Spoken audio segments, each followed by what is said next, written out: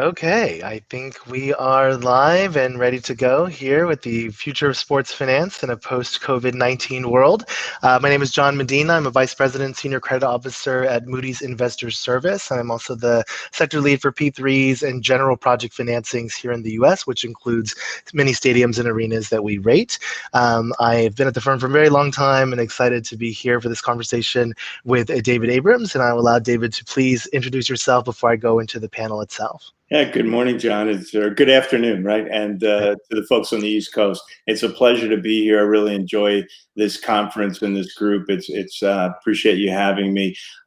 First of all, I wanted to say I appreciate the people that have joined us. I hope people are well and healthy, and they're managing their lives well, and that we have some good information to offer them in this time period, which is most strange that any of us probably have been through. I'm David Abrams. I am a banker at Inner Circle Sports, which is a boutique investment bank in New York City. We focus on everything related to the sports enterprise. So buying and selling of sports franchises.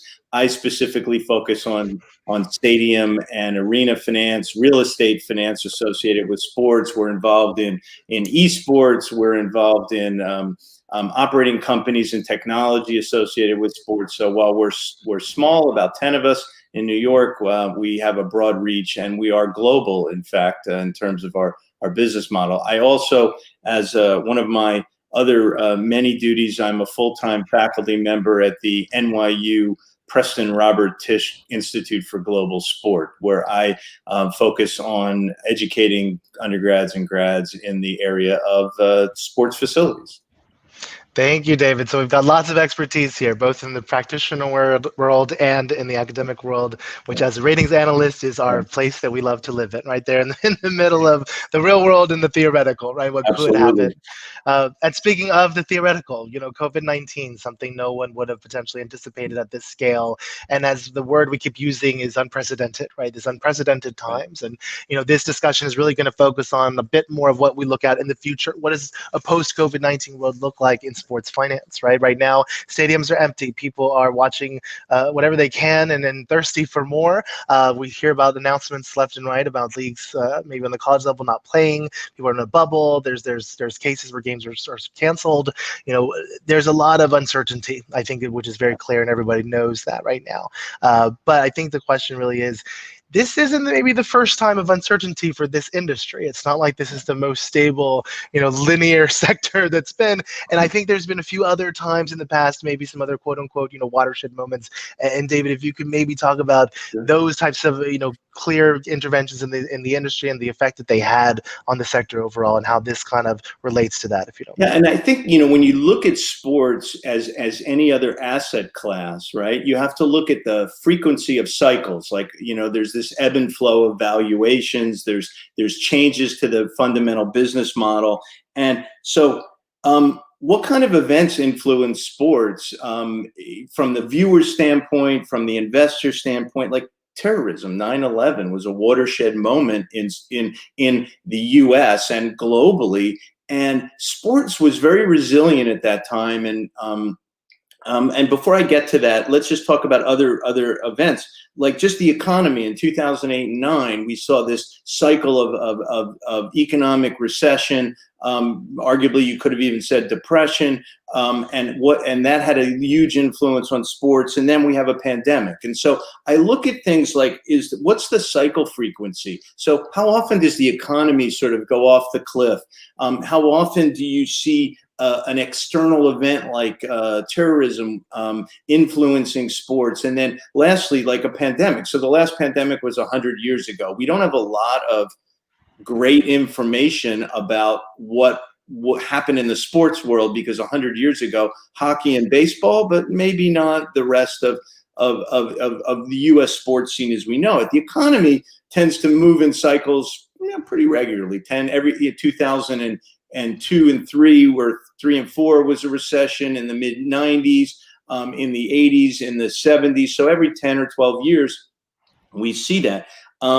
Pandemics, less so. Terrorism, I think that people thought that their world was going to change so dramatically after 9/11. And I'm not saying that it didn't change for a lot of people, but the influence on the economy, the influence on sports was, I think, everybody naturally felt the influence was going to be much greater than it was to the negative, and it was not, for a couple of reasons. And let's talk about the resiliency of sports. In 2008, the league, we had this recession that metrics show that, look, sports was contracting a little bit. Valuations were going down. The media contracts were going to be less robust. And the leagues took great measure on reducing leverage, right? So their response was, let's reduce leverage. Let's shore up our financial picture. And let's make sure that when people are ready to invest again, when the banks are ready to lend again, when there's comfort in investing in sports, that we're in a better place than we were before that. And so that incident or that time period in 2008 and 9 got people to accelerate their business model in a good way. After 9/11, same thing. I mean, we used it to manage how people come in and out of buildings, to make people comfortable, because that was a period of comfort. Like, if you didn't want to go out on the streets, if you weren't comfortable in being in a bit large public place, it's a bit of a PTSD kind of situation. And I think the pandemic is very similar to that. So we'll be accelerating the management of not only financial management, but on how do fans consume sports, what makes them comfortable in consuming sports, and all along the way, we'll learn the lessons that help us make people feel that we have this under control should it happen again several years out.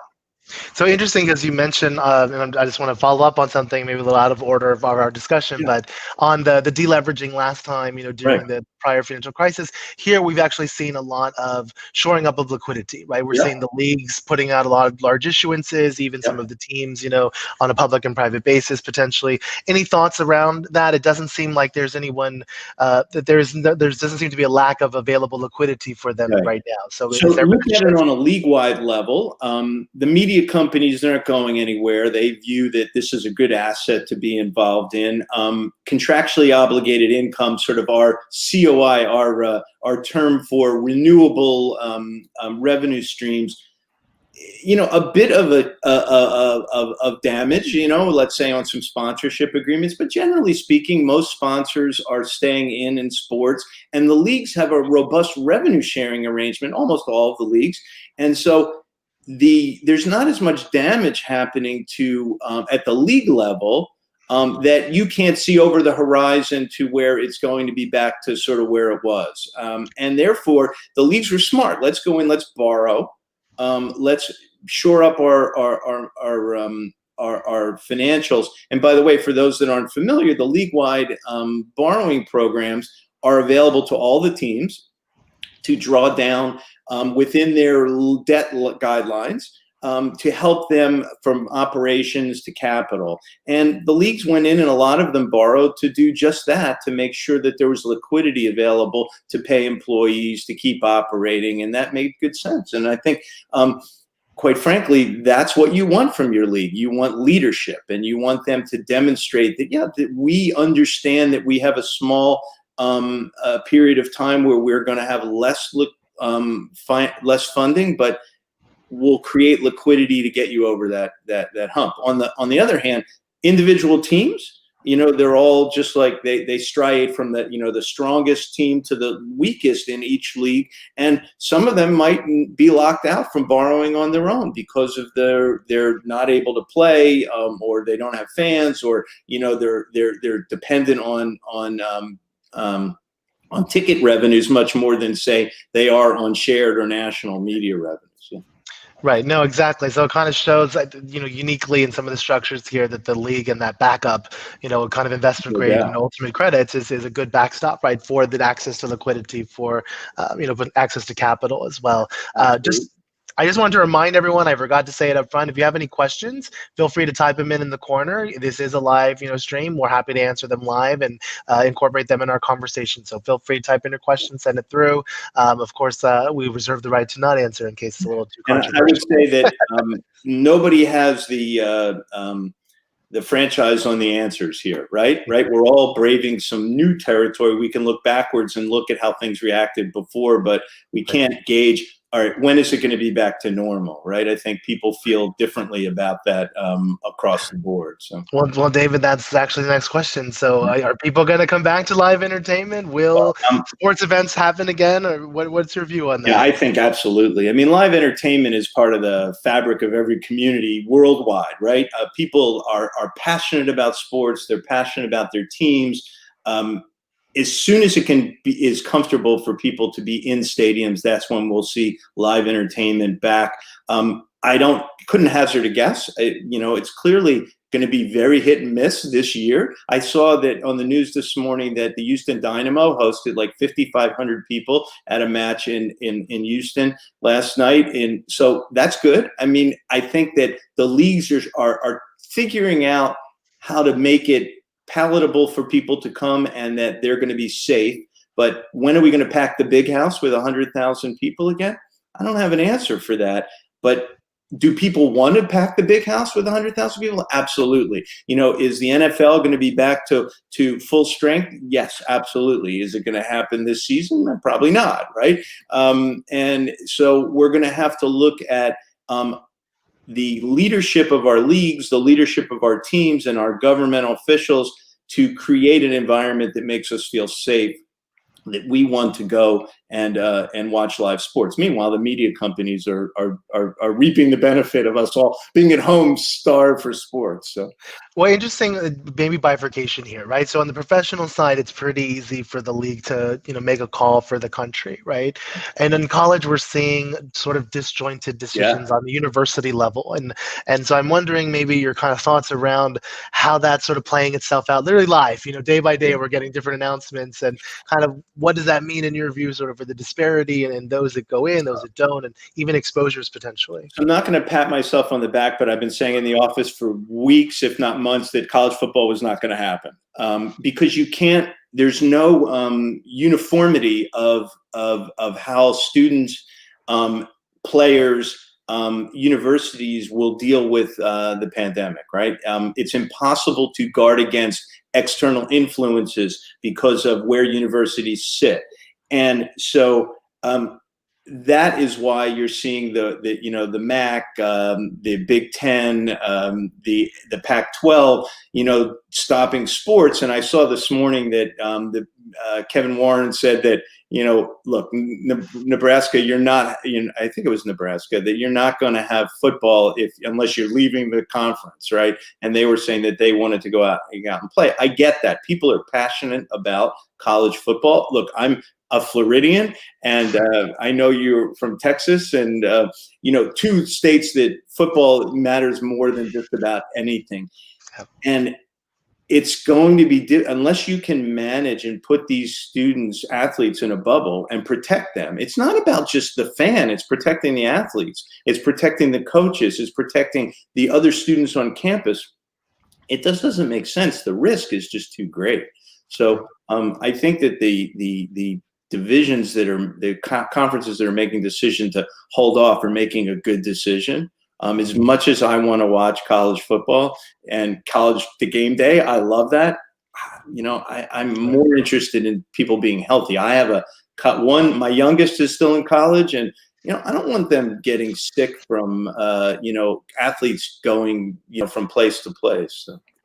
And so interesting. We're talking about the players playing, but actually the facilities themselves, right? So we're just speaking to the facilities. Yeah. We talked about the 5,500 Dynamo. I think that's like a 3,500 person facility, right? So are there other, I guess we're looking at existing facilities and then potentially new ones. Right. Is there going to be a lot of capital investment to change the way they currently look? Are we not going to be able to sit shoulder to shoulder in the same seat that my parents sat in and pass down those season tickets? Like, what's going to change on the physical experience in your stadiums and arenas? That's a really good question on the building side. So everybody is increasing their operational and capital expenditure budgets for cleaning buildings, right, to making them safe now. Those are short-term things. So they're going to buy spray technology. They're going to use UV light technology. They're going to practice social distancing. And we're already headed towards what I would say I have on my list, I guess, ticketing, ticketless entry, so clear technology, things of that nature. We're already looking at contactless food and beverage connection, keeping people at a distance as they come in and out of buildings. But long term, we're going to see things that change forever, right? Perhaps we'll see smaller buildings or smaller capacity just in general. The NFL was already moving to smaller capacity, right? Most of the leagues were already moving to ticketless and cashless payment streams. Cleaning is, I look at it this way. So after you're done, watching a game, so there's going to be 50 people going around spraying a building. To me, that's putting you at risk that somebody didn't do their job right? So you have to mechanize it in a way that you're sure that you've cleaned every surface, right? Technologically speaking, that may be spray, it may also be UV light, it may be a whole host of other things. We'll have to invest in that, but not only stadiums, but every building in the United States is going to have to, or in the world might be investing in that at some point until a vaccine is apparent. So there's this sort of discussion as to, well, let's get us over the hump and do the things that are going to, make people comfortable for this period until the vaccine is available, and then we can go back to sort of, ticketless, cashless, all going to happen anyway. Entry by facial recognition or clear happening anyway, right? More diversification of the type of seating in the bowl happening anyway. You and I talked about this at Yankee Stadium. There's 7 or 8 different types of ticket you can buy to go to a Yankee game. Maybe not right now, but generally speaking, you do that. And club seats, upper deck, lower deck, Audi club, and food and beverage, the standing room only. I think you're going to see even a further diversification of the type of seating. And then it may be that there's clubs that you go that is limited. Maybe it can handle 300, but only 50 comes in there, right? Right. That's what I'm wondering. Maybe Jerry's World at 100,000 can fit 30,000 pretty comfortably, and still that's a pretty good number to get into the seats, right? But so does it drive up ticket prices because of that? I don't know. I mean, you have to go to the leagues and look at what percentage of their revenues comes from day of game, per caps and tickets, and then decide, okay, can I stand on 30%, and will that work for me? Do I have to raise ticket prices? How much control do I have over that pricing model? Supply and demand kind of thing. And can I, for the strong teams, maybe any price doesn't matter, but for the weaker teams in the leagues, in the lower quartiles, maybe they don't have pricing control, and they really are going to be at a disadvantage. So we're going to see the striation of the haves and have-nots.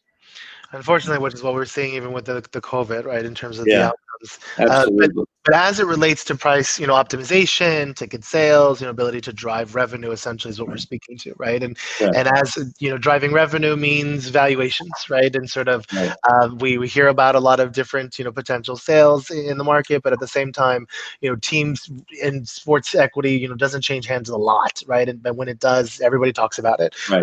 So I wonder if is this potentially affecting valuations right now, or broadly, or is it really kind of people are seeing through this hump and sort of know that there's long-term value regardless? Maybe your thoughts on that. So I think that the general fan thinks that sports valuation, if they think about sports valuations at all, maybe they don't, probably think it's going to go down. I mean, I'm not sure that people outside of the sports business think about valuations, but they don't. Generally speaking, if there's lower demand, then it's likely that valuations are taking a bit of a hit at the moment. That in itself, I think, is a bit of an issue. But I think people in the sports business are, for the most part, looking over the horizon and seeing this as, well, it's a temporary setback, valuations are still going to be relatively good. And you only have to go back to the recession of 2008 and 9 and look at, like, the S&P dropped 36% in 2008. And it took it 4 years to get back to sort of parity, whereas the compound annual growth rate of every sports team was, roughly between 3 and 10% over that period. And so people look past that. Okay, so there's a couple of fundamentals in that. There's only 120 odd, professional sports teams in the United. Well, okay, so 5 leagues times 30, so 150 odd, professional sports teams. So the supply of them is much lower, and therefore that provides a stable floor. But I look at this low cost of money. It drives up valuations. The access to capital drives up valuations. We've been in a period of low interest rates and unprecedented access to capital for a number of reasons for a relatively long period of time. That drives up values. Stability and growth in the revenue picture drives values. And so you can only look to the media contracts. They're no longer just the 2 or 3 major networks. It's online and streaming in so many different ways. People consume sports in so many different levels that has driven up valuations. Labor peace, again, has driven up valuations, and that so it's unlikely that you're going to see a big drop off in valuations. Now, that's a generality, because you could look at it in the average from the leagues, but there will always be a team or two in the lower quartile that is struggling, right? And they're struggling for fundamental reasons unrelated to just the larger economy or to the leagues themselves. And they will have less access to liquidity. They have lower attendance. Their local revenues are lower, and therefore their valuations will be stressed. There's no doubt about it. And so I like to look at things more on the big picture level, on the league-wide level. I think generally sports is going to be just fine. We'll look back at this in 3 or 4 years, and I'm hoping we're looking back, sitting shoulder to shoulder with people in a stadium and going, what did we learn? And that, should I have invested in sports? The common person's not investing in sports teams, but should I have invested in sports during this period of weakness and see that it's growing quite nicely in the future? Interesting. No, it's always buying the down, right? Buying the down. I don't think it's always that way, but yes, I think that this is a period where you should be looking at our valuation. Are we fully valued, or are we a bit, there's some weakness? Maybe you should be taking advantage of it. For the common person, that's only buying shares that are available to the public of sports teams. I'm not sure that that's what you're asking now. Yeah, no, interesting, because we talk about, access to capital seems to still be there. Yeah. Moody's, same thing, lower rates for longer, of course, we see as the norm. And of course, that also can drive up leverage, right? And I think the interesting thing would be, as these deals, start to come to market again, right? In an asset class, we're seeing this broadly in demand risk, right? So we cover all demand risk assets here in my team. Right. And, it's not like the market's closed. People are still coming to market with new financings, for new projects as well as replacements, or expansions of existing. And so same thing, we're struggling with, not on a valuation side, but on a revenue generating ability side, covering the debt service, thinking about uncertainty in the future, right? Yes, it's a pandemic, it's 100 years, but, is it, and then the idea of every 10 years having a great recession, the idea of potentially having greater, if as in a globalized, interconnected world, the idea the pandemic spread so quickly was something people had been talking about for a long time. At some point, something's going to happen given that connectivity. So I'm interested in some of these new deals, the deal structure, right? We're seeing some changes, in some of the structures themselves, and maybe your thoughts on, if this will affect that, will we see any changes in covenants, any changes in reserves, any other changes in pledged revenues potentially, and any thoughts you kind of have around that?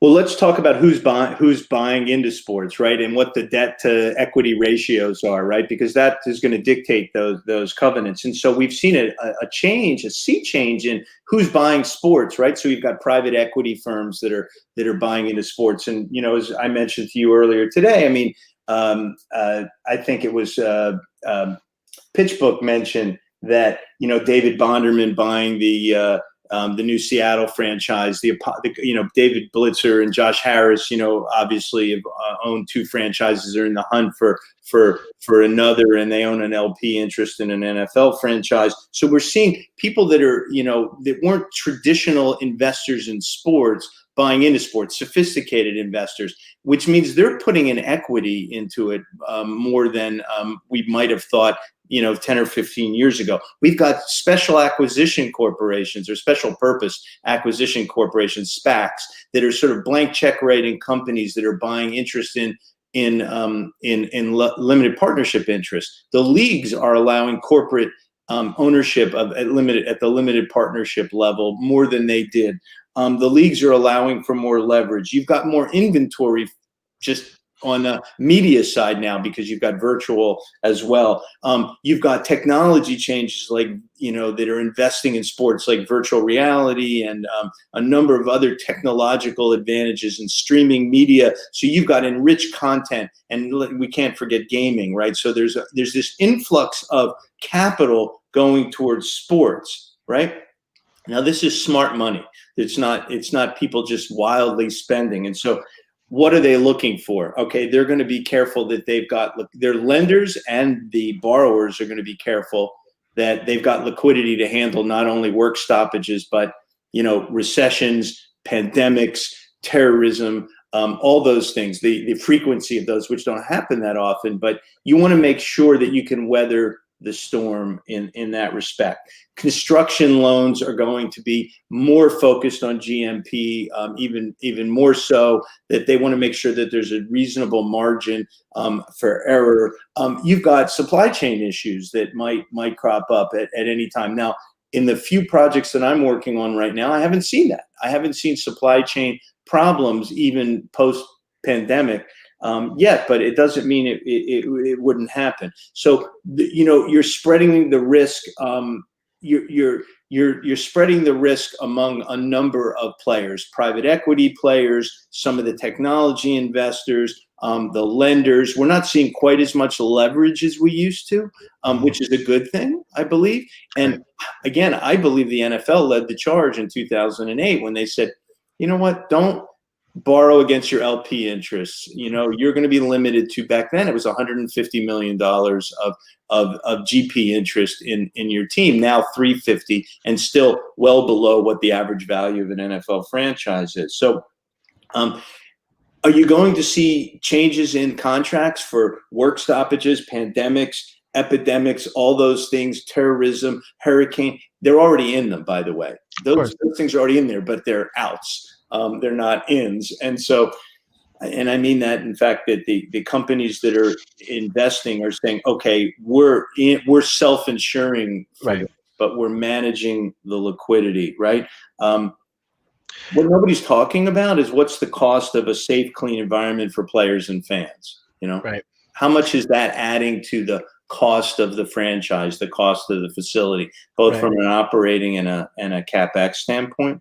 So I think, yes, all of these things will be in the documents of how to manage this. So if you look at the stadium and arena quality standards, in the new quality standards will be pandemic issues, right? Exactly. Yeah, exactly. Right.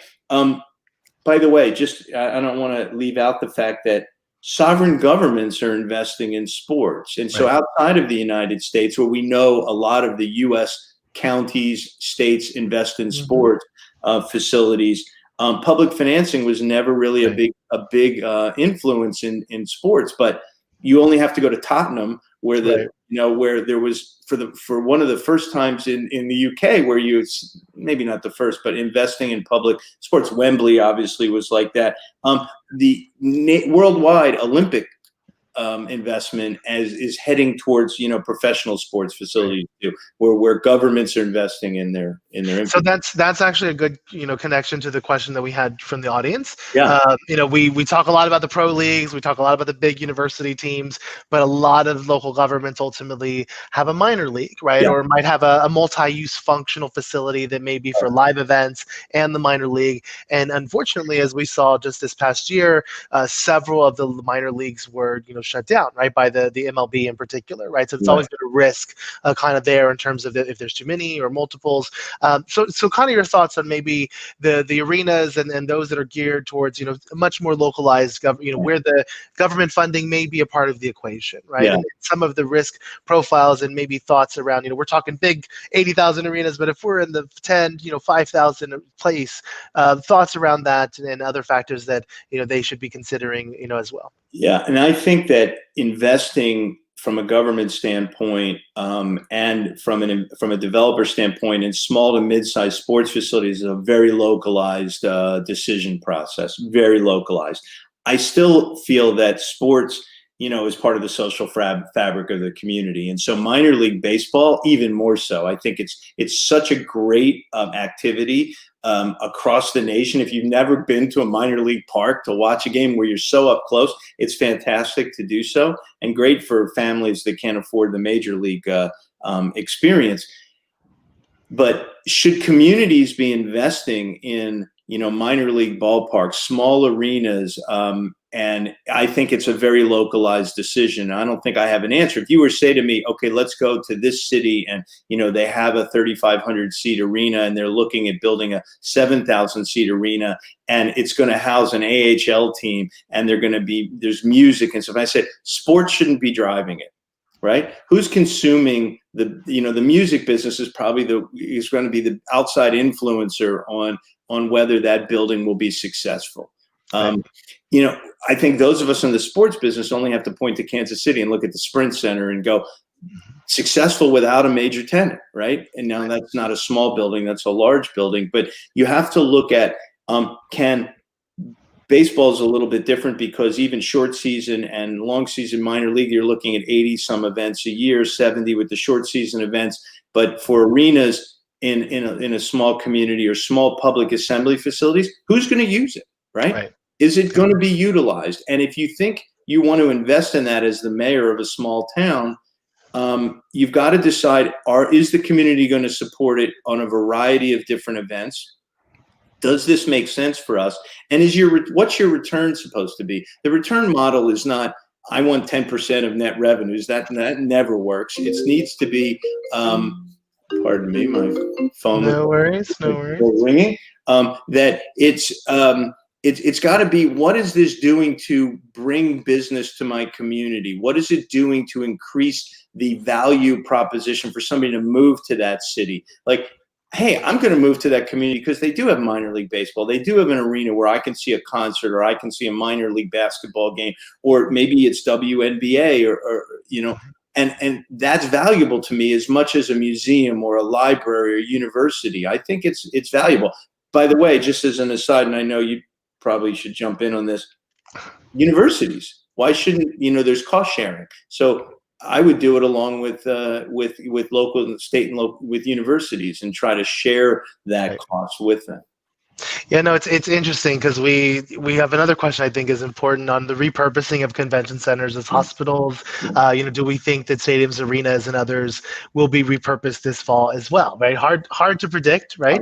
Especially the question on availability of space, especially where they're located. One could argue you don't necessarily need Yankee Stadium right now because it's fine in New York City, but maybe in other parts of the country you need that additional space, to treat sick patients. I think they're part of an emergency management plan, but I think in this last go round here in New York, for those of us who live in the New York area, they were putting up tents in Central Park, right? The U.S. Tennis Center was looking as an overflow. So yes, as a part of an emergency management plan, probably a good idea. A lot of people packed the Superdome after Katrina, but it was flooded, right? So it wasn't necessarily the best place, but they had no place to go.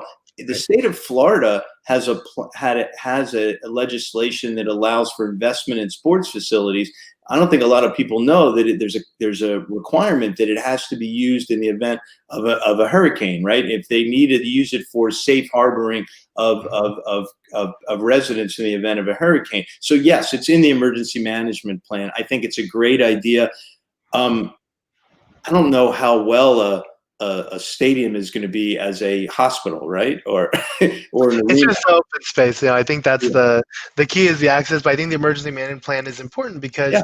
it's not. I hate to say it, it's not like they're getting paid for this. It's a good corporate Right. citizenship, right? It's sort of saying we're a good neighbor. Yeah. A lot of times there are benefits that the government has provided to that entity as well. We do know that Dodger Stadium is a big testing site. Right. From my friends that have driven through it, it's actually quite efficient. One of Yeah. the interesting things I hear is it's actually now, I don't want to say COVID-19 testing brought to you by Live Nation, right? It's ultimately because Live Nation, AG, those that are big at coordinating large events, this is what they do, right? They And have a so we're, vested interest in getting the people healthy and doing back. And it makes sense. You've got large marshaling areas in the park. Look, Dodger Stadium has an enormous parking lot, as do many other NFL and Major League Baseball stadiums. Why not use it for food distribution, for testing? Of course, it's unlikely you're going to house a lot of people in those buildings because their facilities aren't really capable of handling that. But certainly for dealing with population that needs to get recipient of medical supplies, recipient of food, absolutely. And it's got to be part of the emergency management system in every community across the country. Well, and ultimately, I mean, I don't want to say, but it's good corporate citizenship, and on the ESG risk that we keep talking about on the governance side, and ultimately the social risk, right? So if you're sort of not allowing your facility to be used for something like testing and emergency use, you're not going to have a good reputation, after the COVID, right? And so I think that is a good opportunity potentially for a lot of these companies as well, and we're seeing it, cross sector, right? Not just in stadiums and arenas. Want to remind the audience if there's any Q&A, we've been getting some flowing through here. If you have any questions, feel free, to throw them in as well. I did kind of want to throw in maybe one more out there, and maybe some commentary actually on when we talk about government support for facilities, right? And one of the things historically has been used has been, okay, I'm not going to pledge potentially my general government revenues, but I might pledge a hotel tax or a motor vehicle tax or a sales tax or a special income tax that I'm going to pledge to that new development, and they're getting hit significantly right now, right? So that portion, the government's component, is actually suffering. From a credit perspective, from the government, I would like to see that separation, right? It's not my obligation to make up that shortfall, but also from a broader community perspective, it might make sense that I need to kind of make sure this doesn't become a dilapidated asset because it could be so big and have such a larger effect. So, any thoughts on that and kind of where we are with that? I think the paradigm of government financing and building a sports facility for a long-term use of a sports team has ended, right? There's investment in it, but it's not the majority investment. That's not saying that it won't happen. It just won't happen with the frequency that it did in the 90s and in the early 2000s. And so I come from a state, as you do, that used a lot of hotel taxes, and in the case of Texas, rental car taxes to support sports facility finance. The Houston Texans, Dallas Cowboys, same thing. The ballpark at not the ballpark at Arlington, but the new one. I mean, they have some investment from the public sector through hotel taxes and other tourism related taxes. There's this implication that if those taxes aren't available, then they're going to hit the general fund, and that sometimes governments insulate themselves and say, look, this is the amount of money that's available, and that's it, right? We're not going to now look into the general fund in the event that there's a shortfall. And you only have to go to the state of Nevada and look at 99% drop in hotel tax collections when they've just financed, a $1.8 billion football stadium, $750 million of which was supported by hotel taxes. This is a problem for Clark County and the collection. Now, they haven't opened yet technically, and I'm guessing they'll transcend this sort of period. But you have to, as a rating analyst, you have to look at a prolonged period of hotel tax decline is going to have an influence on their ability to cover debt service. And Houston was a great example. I mean, in the recession after Enron's issues, bankruptcy, their hotel tax went well below the trend line. They had growth projections built into that as well to cover debt for debt service. And it was stressing the credit, and all the rating agencies marked down that credit to non-investment grade. And it took a long time and a lot of restructuring and people figuring out how to make that work. And it put stress on Harris County and the city of Houston to do that. So my suggestion is governments need to insulate themselves from that risk, both operating and capital risk, recognizing that if they own the facility, they're at risk. Right. No, exactly. Regardless of what the documents say, and that in itself is a problem. And it's their name, it's their location, right? Yeah. And look, if you want to be in the business of attracting people to move to your city, you're building museums, you're building airports. It's no different from an airport or a toll road. How many people are paying tolls on a toll road right now when they're not driving to work, right? Well, it's actually quite different. As the toll road lead, I'm put it out there, we're only 25% down on traffic at this month, compared to year over year. So toll roads are back. I'm going to put it out there. We're stable on toll roads. Maybe mass transit. Mass transit is coming back a bit less, and airport traffic a much bit less, but still not at zero, which I think is comparably different. We have one last question for the audience before we wrap it up, which I think is important. I don't even know if it's possible to do this, but thinking about construction, right? We talked about the revenue side, the development side, but is there a shift in construction? And the question was about modular development, and I don't even know how that would necessarily apply to these massive assets. But any comments on modular development? I don't think I'm qualified to even comment on that. I think that architects, engineers, team owners, developers are always looking for ways to use buildings in a way that it enhances their revenue. So I'll just point to the District Detroit and the Detroit Red Wings and their building, their Little Caesars Arena. That building, it doesn't even look like an arena. It's got office all around it. It's built for 24/7. It's got restaurants, it's got offices. You can actually use your suite all the time if you want as a business place. It really looks like it's a part of a downtown, and it's got walkways and plazas. So it is really the city planners designed for how to make a building not be just a sports facility. I don't know that answers the question, but it gives you a sense of. No, I like that. I think it's interesting. I think in modular construction, the only thing I've really seen it on and I want to say this, but has been prisons. It's really the only place where I see you can literally build the whole thing offsite and put it together like Legos. Even in student housing, you have the kits you can throw up, but very few are done offsite and put together. Several college stadiums like Orlando, UCF's football stadium was built in a modular way. A lot of it tilt wall construction. So you see a lot of the pop-up stadiums for USL franchises being built that way modularly. I don't know if it's it's considered being used as a response to COVID. Building it on the outside and bringing it in is just cheaper. Right. It's just always about being cheaper. Right. Well, any final comments before we sign off, just on sports finance, the future of sports finance? It sounds like we're saying it's going to be okay. Things will come back, see it way through. But anything you want to leave our audience with? I'm bullish on the business. I still think we have a little bit of hand wringing to go through for the next, maybe hand washing. How's that? But we need to be careful, and investment in sports will continue.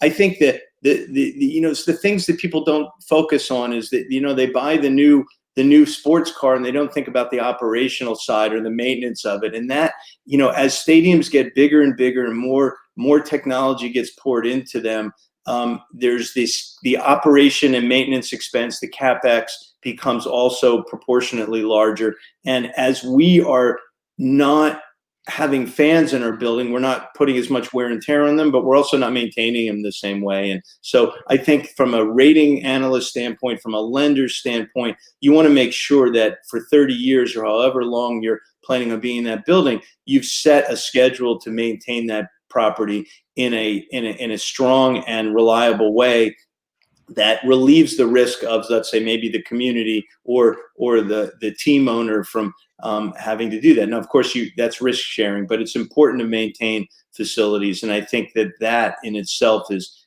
something that people, they talk about, let's get it up and open. They don't think about the next 30 years of utilization as much. right? Yeah, I fully agree, and actually that's perfectly full circle in terms of the P3 model, looking at not only the upfront construction costs, but also the long-term Yeah. operating maintenance life cycle and providing a funding stream for that, right, up There you day go. one. So Yeah. I love that you brought that back full circle for our P3 conference here around stadiums and sports facilities as well as convention centers. So thank you again, David, for your time. Oh, it's We wonderful to talk with you. Yeah, absolutely. And of course, if you feel free to reach out to David or myself, our contact information is available through the channels that be. Yeah, and I want to thank Tyson for the, putting on the conference. It's a pleasure to speak at it. I always enjoy it. It's a great group of folks. And John, you made it really easy for me. So thank you. I appreciate that. Thank you, Tyson, and thank you, Eric and the team. Yeah. Thanks, everyone.